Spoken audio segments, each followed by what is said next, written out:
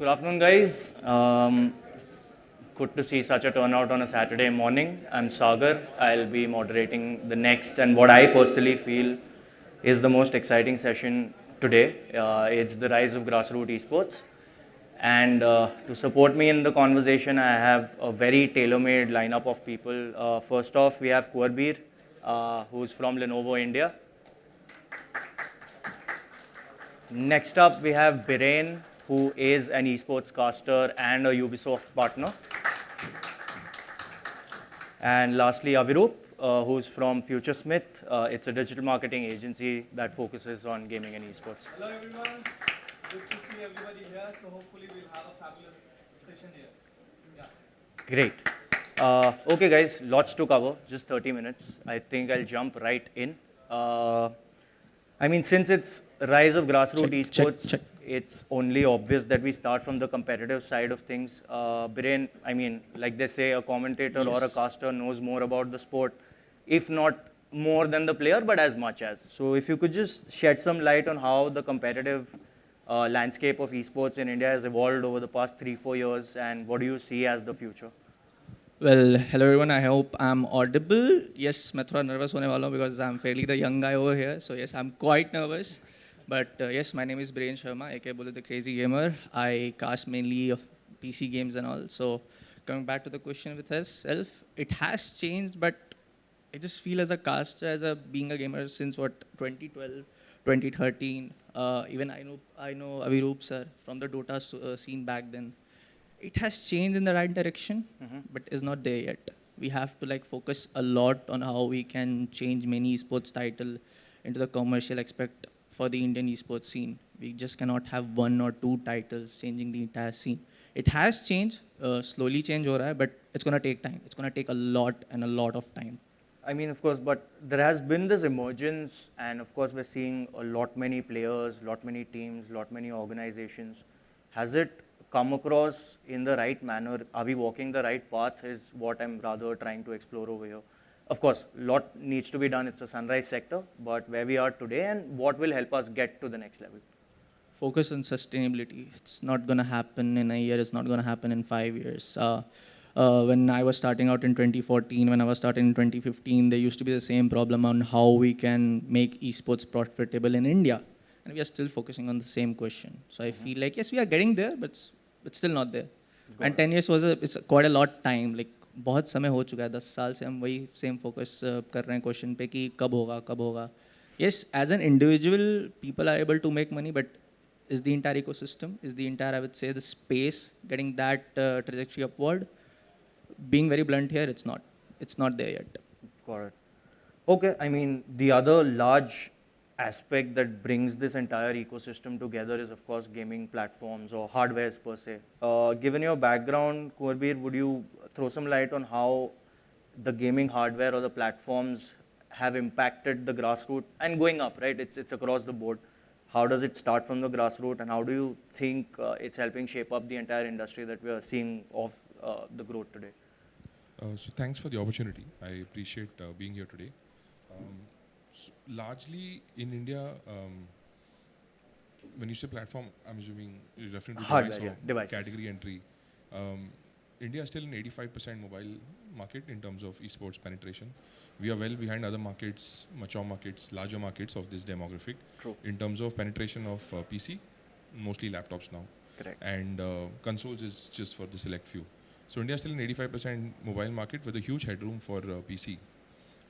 What's happening is in India, from a usage standpoint in the category, kids usually enter the category with mobile with laptops somewhere around the age of 16 to 18, which is when they either in high school or they go to college. Correct. And that's the one time that you get an opportunity to bring a very good experience to them. It also so happens now that given COVID and the fact that this population or this segment is now what we call Gen Z, the interest level in gaming naturally is going up as a social currency. I game, my friends game. It's a way they interact with people around them. So I think that is one very big angle that we as a brand are trying to explore, because it's a good opportunity for us to reach out to this audience, because that's my primary TG, so to speak. And the second thing that's also happening in the same space is that I was in college 15 years ago. We had what was an excuse of a LAN, but now obviously with networking and data and access to high-speed internet being so cheap and so easily available, I think there's a great opportunity for us to explore college level esports as what we call grassroots. Correct. It gives you infrastructure, it gives you audience. True. And it's very unstructured right now. So I actually partnered this year with, I have my agency partners from TC here. We did a small pilot with them called the Legion LAN Party. I've heard. So something like that to scale. So we did about 30 or 40 events in the country around the year. Tried to merge these two things where you are in a college and you have access to LAN and esports. How can we merge the two and try to create something from scratch? You're doing something which is what is usually a weekend experience in a college. How can you make it better? Other brands are now latching onto that and trying to feed, but again, we're all in the same category. So I think the opportunity is right. The Gen Z, like the previous panel also spoke about it, Gen Z is the audience we need to work with, because if the onus is on us and on this audience cohort to own esports. If we don't, then this generation, I think the previous generation owned cricket. Absolutely. In the sense of Everyone sporting. wanted to be one. Yeah. I think the onus is on brands and this particular audience to want to pick up this space. So I think from these two angles, I think it's very important that we approach the audience in this manner. I'd like to pick up something that you mentioned. Of course, it's an evolving space, right? The entry point with mobile is way easier, affordable, accessible. But since you work so closely with the literal community, with esports initiatives, where are we with it? Is it still aspirational? People are making it a point that they need to get to the PC stage. And how is the same audience who's playing mobile today going to evolve into potential PC gamers? So, yes, it's very aspirational. PC gaming is, and it's not for want of hardware or it's intimidating. That's not the case. India is a very tech-savvy country. Mobile, just by sheer accessibility and price points, is fairly more well distributed in the country. PC is something rites of passage. You need to be of a certain socioeconomic strata to get access. We are creating that access as brands. Now there's a lot more disposable income and other enablements that make it more affordable to own a PC device. But what's happening is, to give you a concept of scale, there are a lot of reports that you read, right? People say X million, 100 million mobile gamers and stuff like that. There's only 4 to 5% of them that will be serious enough to want to upgrade device. Okay. There's a point after which, no offense to people in the room, but beyond a point, BGM on the phone is just a very shitty experience. You need to move to a better quality of device to get to a better level of skill, maybe expand your gameplay, go to other titles, stuff like that.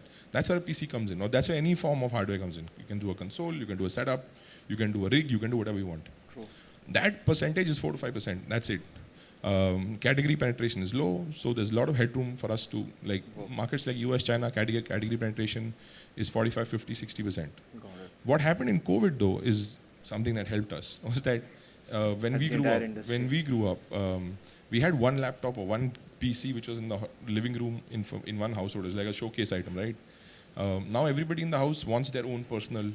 Finally, a computer has become personal, so it's finally a personal computer. And if we get to a point where a lot of households start thinking like this, you will be able to bridge that gap, and you will see a lot of fluidity between shifting between mobile and PC. We are still some more time away from that. A lot of things in the infrastructure also have to happen, things like cloud gaming, deviceless, all that stuff. But I think we're getting there. Fair enough. No, I mean, with the cloud gaming bit rightly pointed out, with Avirup, I'd like to bring you in here. With an industry or a community that's growing at such an alarming speed, what becomes critical is also the right awareness, the right education that's put out. It can be from the community perspective as well, but since anyone who's involved in esports does understand that space really well. But from a macro standpoint, India is a country where family becomes a very large stakeholder for any individual. Absolutely. So what role is education and awareness, you being a marketer, you deal with that community on a day-to-day basis, what sort of a role is that playing in shaping up the grassroots, and what do you see it evolving as, or in what manner? Surely. So firstly, thank you for this fabulous opportunity to speak at IGDC, and we have such great panelists over here. So let's start the journey from the beginning itself. So when does a person from India usually start gaming? They start at a very early age, you know. They usually, like when we started up, we started with consoles, and then we gradually upgraded to laptops, to desktops, to mobile gaming, especially during pandemic, you know, like everybody, like the gaming itself took a big boom with those viral games coming into the picture, and some of them making massively, you know. So PC gaming and mobile gaming as a whole, it picked up really huge, especially after that. And in terms of parents supporting the Indian masses, especially students, it's kind of like a very niche segment that you can say. So let's say, you know, like if I'm a student, and usually traditional Indian parents, they have this mindset that game khel ke kya hoga, you know, like what it basically means is that what will you do after playing gaming? So that trend has actually changed. And there are so many parents, there are so many students, there are so many institutions, there are so many firms, there are so many brands like Corbix, Lenovo, and other people who are coming into the ecosystem and making people aware that there is so much beyond it. Like you can do so much more. You can make a career out of it. Where, you know, like 10 years or 20 years down the line, we couldn't even think about, you know, like what gaming and esports was. But nowadays, people are making a career out of it. Let's say Hero White, for example. So they are doing this gaming and esports course with Nordwin and other people. And they are making sure that, you know, like people are aware.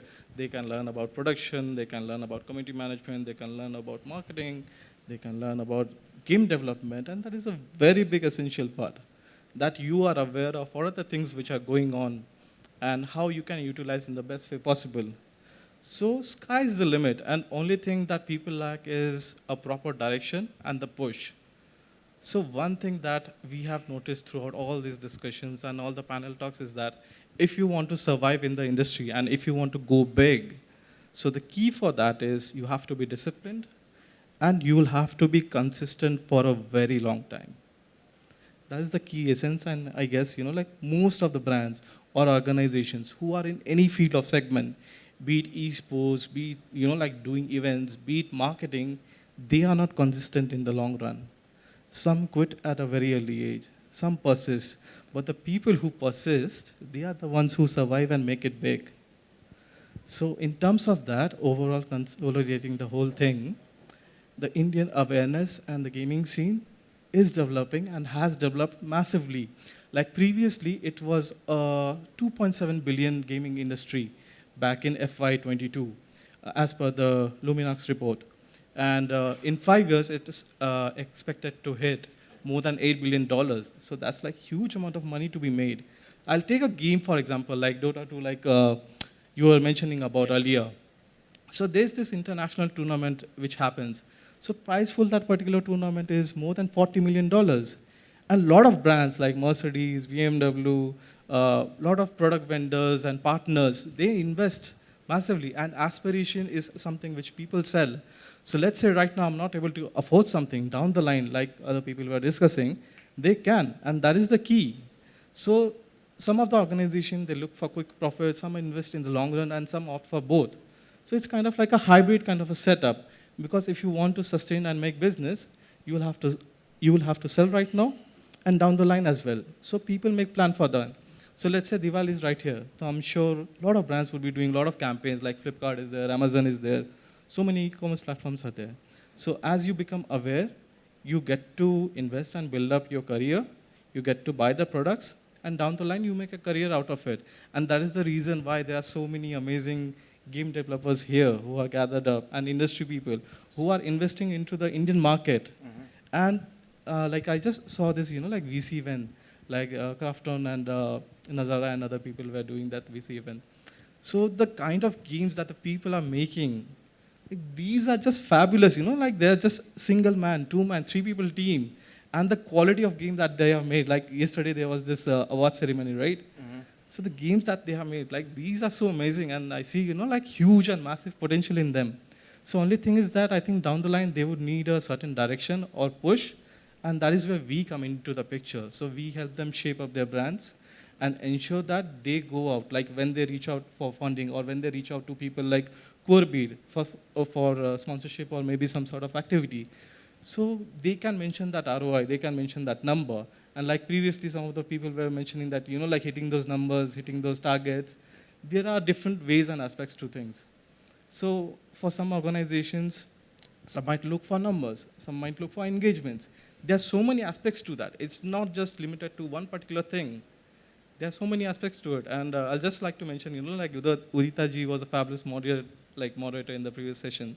So she has been working in the industry for a very long time in the PR segment. And she knows, like what is the number that we need to do in terms of, like doing a PR firm. Like Ishan is also there in the back like we have worked from, like since NVIDIA days, and he's doing fabulous work for TEC, Ishan. So they know how to hit the number. They know what metrics to hit. They know how to convert a client or a business. So these are things you get through knowledge, you get through exposure. So as long as you guys keep coming to IGDC and more such activities, I guess we have a huge, fabulous ecosystem that can grow, and sky's the limit, So I guess I took a lot of time. We'll be No, that's back to you, okay. Sagar. No, so I Yeah. mean, if I sum it up, the onus of being responsible and spreading the right sort of knowledge is Absolutely. something that falls on to everyone. Yep. Let's get to the meatier part of the conversation now. Biren, you being a caster, and of course, talent is a large part, even non-gaming talent is a large part of the Yes. esports industry. Can you throw some light on how has the emergence of grassroots level talent like casters, streamers, influencers, content creators has been so far, and how do you see the future from a perspective of just talent that exists in esports? Well, emergence is getting created by the publishers itself. I'm been like from past 2 years, I'm working very closely with the esports club, and big shout out to TC for doing consistent events with PC games, whether it be Apex, whether it's Rainbow Six Siege, you name those sort of titles, and they are doing amazing. So yes, publishers are taking interest that they want Hindi casters for Apex Legends. Publishers are taking interest that they want Hindi casters for Rainbow Six Siege, क्योंकि उनको पता है regional जब तक नहीं करेंगे जब तक market हमारा create नहीं होगा. But still there's a lag that you cannot do that with just one tournament, just two tournaments. That needs to be there in a very consistent manner. In my opinion, that needs to be there for at least 5 years that you can create a market. And now where I see because I'm very closely working with Ubisoft, that I got to know, like it's publicly been announced that there's a game, free-to-play game, X-Defiant, getting 2 Indian servers, one in Delhi, one in Mumbai. So yes, publisher के तरफ से जब effort होगा, then the market is gonna get created. When the market is gonna get created, then community guys like us needs to be there. Okay, अगर मैं as a caster हूँ, तो मैं siege के बारे में और casters को कैसे knowledge दे सकता हूँ कि like okay, this is how you cast this game. This is very different from battle. Tactical FPS is very different from what you do in battle genres. And me personally feeling that I have been in from the history from what 5 or 6 years, PC games सबसे सुन रहा हूँ grow होगा, धीरे धीरे हो रहा है. But I just feel yes, वहाँ पे एक वापस से same picture आ जाती है कि I'm gonna answer my parents, I'm gonna answer my dad कि ठीक है पापा मैं PC gamer का caster हूँ, I cannot do BGMI, I cannot do Free Fire because that's not what it thrills me. So I just feel like emergence is only gonna be there when TOs like TC come in and they say we need new, good and fresh talents for these games. When casters themselves, like the big caster, I look up to Senor Mamba, I look up to a lot of people in terms of casting the PC esports title, and they are very, very humble and to share the knowledge. Ki, theek hai, this is how you build up your stage presence. This is how you get the audience entertaining. This is how you gather your game knowledge. Game के बारे में बातचीत करना तो it's gonna be there on how a caster gets the game going inside his head, खेल के सारी चीज़ें करके. But there are a lot of points where I feel like even Indian casters should focus of getting that on camera presence. मैं जैसे बहुत ज़्यादा like being a caster, I just go fired up when I'm speaking Hindi. But हाँ, I like very much in English. ऐसा English में casting है मुझे तकलीफ होती है. So yes, a lot of things needs to be coming from the senior talents, senior content creators, senior influencers, where I be very vocal about like okay, if there's a take Scout for example. He's the perfect example in anyone from the mobile game industry. He takes up time. जब game banned भी था, he used to stream Warzone mobile. Like he used to stream Warzone, he used to stream a lot of PC esports. उसको देख के कितने सारे mobile based streamers start करना कर दिए थे PC stream करना. So this is how it's gonna happen. जो market leaders हैं, whether it be brands, whether it be TOs, whether it be brands putting in money, कोई भी हैं. Whereas you guys needs to step up and do events for the tier 2 level at the tier 3 level, and that's वहाँ पे cost effective भी चीज़ें हैं नहीं भी है, and that's need to happen in the longer run. एक साल 2 साल is not going to be there. That needs to happen in the long run. Then only we can see yes हम grassroots level पे काम कर रहे हैं, market बड़ा होगा. नहीं तो it's only going to be just 2 or 3 titles where the entire country will be dependent upon. I interact with a lot of international publishers lately. एक साल से I've been very lucky enough to get events and all, and they say कि like ये game खेला भी जाता है India में. Even if there is a player base, and I say yes, a lot of people are actually from my college, and I was one of the people like who started the esports club and gaming club, and for that I fight it off with the entire management कि मेरे को एक Saturday चाहिए, मेरे को छुट्टी चाहिए उस दिन, where I can teach people on how esports works in India and in global generally. सिर्फ ऐसा like my college है गेम डिज़ाइन डेवलपिंग कॉलेज, ऐसा नहीं कि आपको गेम डेवलपमेंट में नहीं कुछ हो रहा है, बिकॉज हम एक kind of sort of esports का है, तो आप esports में पैसा नहीं बना सकते हो, या फिर you cannot work as a caster. There's tons and tons of things that you can do in the esports sector. There's vmix producer, there league operations, there are like hundreds and things, and sort of like I also invite people to my college. I'm trying to invite more people through video calls and on stuff, teach people, and this is how it's going to work out. Brand needs to come in, they needs to go to tier 2 tier 3 cities to college, do college. This is what college at esports is all about. This is not doing events on a college level with 1 lakh prize pool. This is about building a culture. It's all about building community. It's all about focusing on a lot of titles that is there and growing their player base. Then only entire publisher can say कि ठीक है यहाँ market है, हम server डाल सकते हैं, हम अपने तरफ से भी effort लगा सकते हैं. And this is only how things gonna get worked out. So to sort of, I mean, the two key things I take from this is the publisher's involvement. Of course, that spearheads the entire piece of talent. Look at Valorant as example. Look at Valorant as example. Very publisher. उन्होंने Indian server डाले, उन्होंने streamers को बोला stream करने के लिए, and the game also became popular. Franchise भी आ गया, that's another part. But yes, this is how they got the entire community thing going. Understood. And I just feel like publisher का effort साथ में, community का effort साथ में, then brands का effort साथ में, all of the people. If they think that what's good for the longer run, then only there's going to be a space. Nahin to there's only going to be battered all over the place. And I love the fact that it's community driven. You being a caster learned from a previous caster who started probably 2 years before that.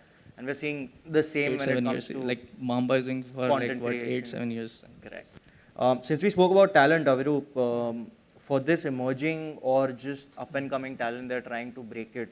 Correct. They look up to a certain set of creators who have, at this point, have teams working around them. They have a PR person, they have their managers, they have their agency heads. At a very grassroots level where the infrastructure is not as big, what do you think is critical for anyone who's looking to build a personal brand? Okay. So I think, like people who are generally getting into the market, be it, like game development or into esports. So one thing that they lack is, like they have huge talent, no doubt and question there. There are so many amazing people who are immensely talented. But I think they lack, like how to put themselves across the board. So let's say you are at an event, you are at an activity, you're talking to a brand, and you have a product or a service, or let's say you are talented itself, like you want to get recruited by a big firm. So you need to pitch yourself in such a way that people talk about those key essential points. Let's say I'm a game developer. Let's say I'm making a game. Let's say I want to pitch to an investor.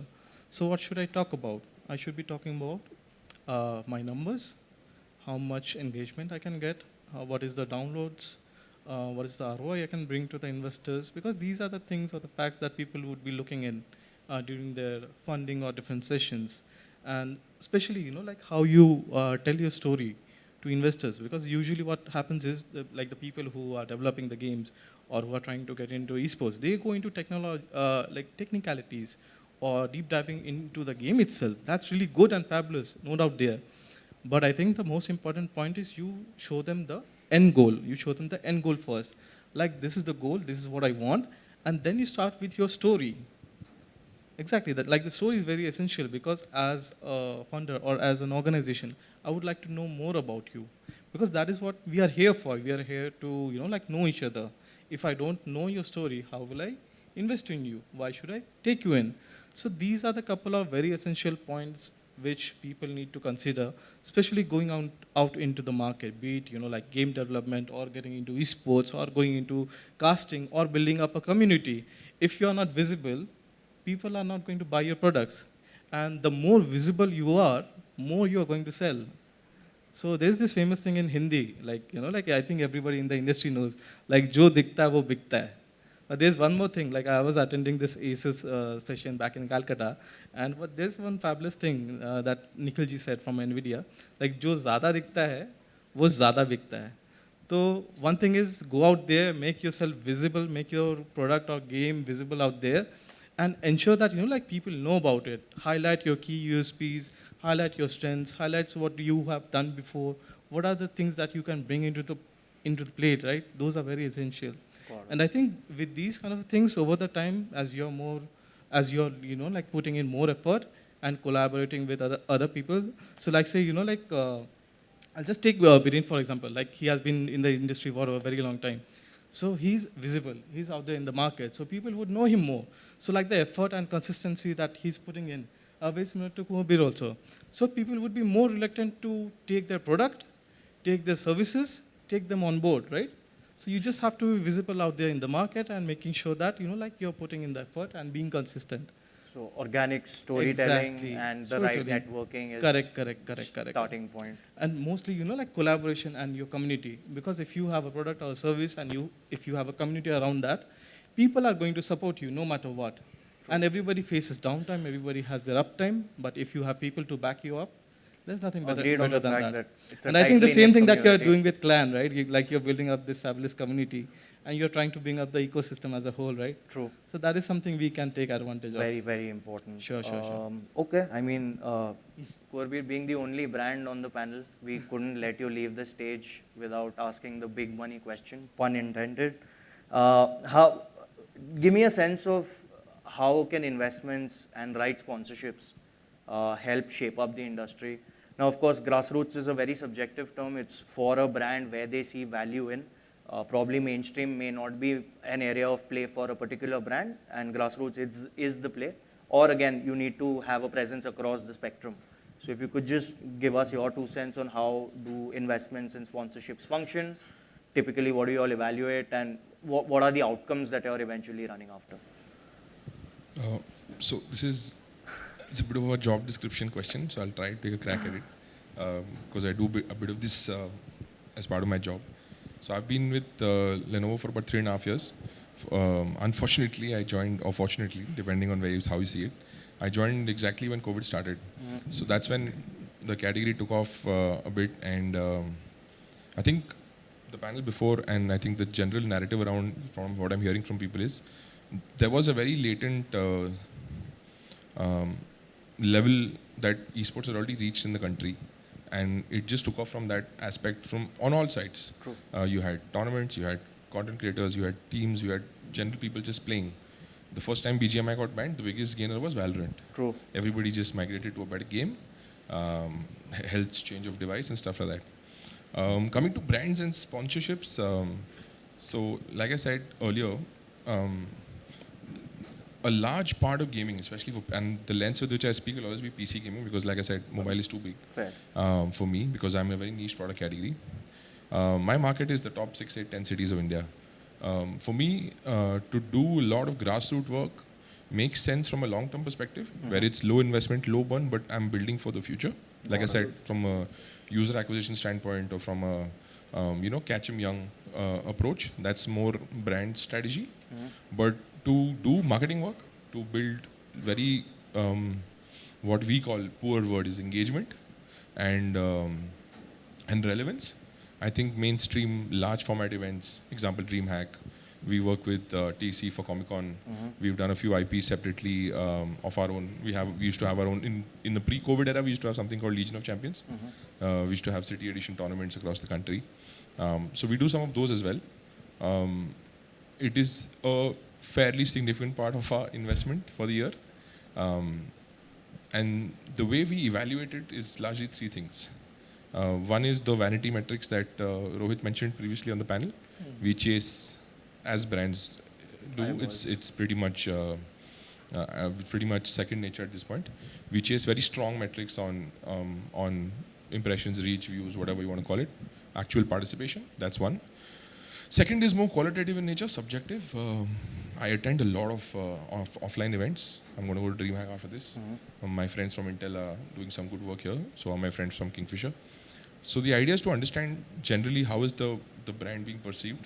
what is the sort of value the brand is able to add in that experience or that environment. Got it. Some of those are the softer and subjective aspects of evaluating your investment. And the third thing is just broadly understanding how much of it is that your audience is actually relating to you. So we've seen, so I represent Lenovo Legion. Legion is our lead gaming brand. Over the last 2-3 years, a lot of the brand stuff that we track on Legion has shown tremendous growth. We're a good brand. I was speaking to a couple of people. I think Udita mentioned that a lot of her team members actually use my gaming devices. So I'm very happy to know that. But just by being, so it's a little, what do I say? It's a little, what do I say? Very like reductive to just look at a brand and see dollars. Correct. There is a role that we also have to play in the community, so given that we are hardware ecosystem partners. And just by being in events and participating in conversations like this also enables access. Correct. I'll just give you a broad example. At a Comic-Con event, I will set up a booth which is as big as this room. I will put about 50 devices, and the footfall over 2 days will be 10,000 people at my booth, not the overall event. Overall event, 50,000. In that booth, for those 2 days, more than 10,000 people will get access, physical access to a 1.5 lakh rupee laptop, which they probably would never get. Absolutely. It is my job to create aspiration at that point. Got it. That is what I'm trying to achieve. If I'm able to create aspiration or access to my device, understand and show value, whether the person using it is 12, 14, 16, 18, 20, doesn't matter. College student, Experience working. is one. I am creating access and experience to a device that they may need in the future or they may need currently. That for me is a very invaluable aspect of the investment part. I can't do that in my showroom, I can't do it in Reliance, I can't do it at Amazon, where we sell a lot of laptops. But I can definitely do it in that environment. Got it. So for me, that is very important. And that is where I am trying to add a lot of value with partners and participate in events to ensure that I can deliver that. Esports and gaming is a very good entry point for my category. So that is my, what do I say, personal stake in the game. No, that helps if we know. Okay, time's up, guys. We were hoping to take some questions, but all of us are going to be around. This was us. Thank you so much for being a good audience. Thank you. Thank you. Thank you so much for this fabulous session, everyone.